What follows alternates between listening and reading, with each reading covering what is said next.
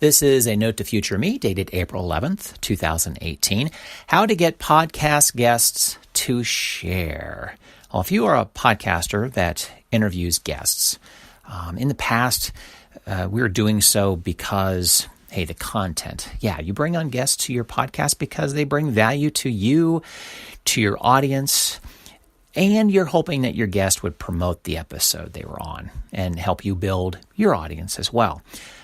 But I'm noticing over the past couple of years working with podcasts that interview guests that it's not doing that much anymore for the podcast.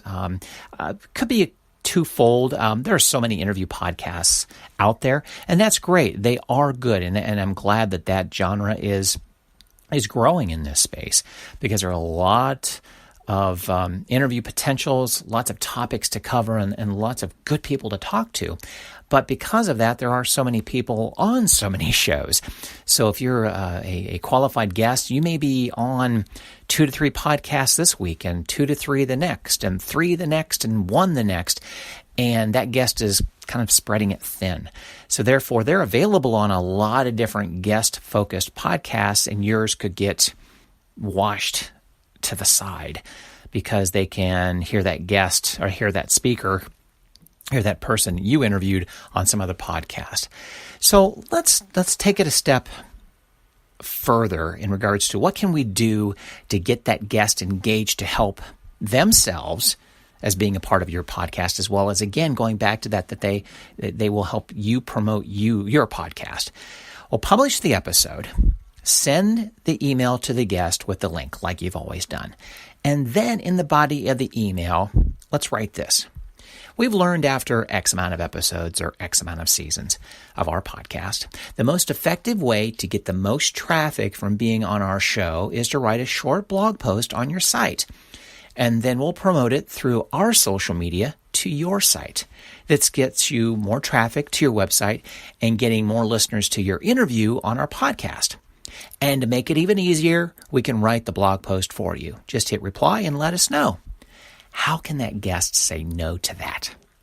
And again, that blog post is no more than 2, 3, 4 sentences. It's, hey, had a great time being a guest on X podcast. We got to cover this, and this, and there's the link. Many ways it's beneficial for them and for you. So it's not one-sided. It provides direct traffic. It provides more engagement with that guest for you. You are permanently on the guest's website. Tons of SEO action going on here. Get you a backlink from their website and from every single guest that you've had on your podcast. So as long as it's beneficial for both and you're taking work out of that guest's hands and you're providing a blog piece that they just copy, paste, and put on their website and get all that SEO Google juice action going on, it's a win-win.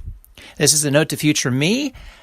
Hopefully you've been taking notes with me. If you would like to subscribe to my newsletter, go to circle270media.com. It's a weekly email newsletter called Open the Mic Newsletter. Podcast news you may have missed, as well as social tips, podcasting tips, anything that catches my eye that I think you as a podcaster should know about, and things that I learn as well as I go along too. So head to circle270media.com and sign up for my Open the Mic newsletter.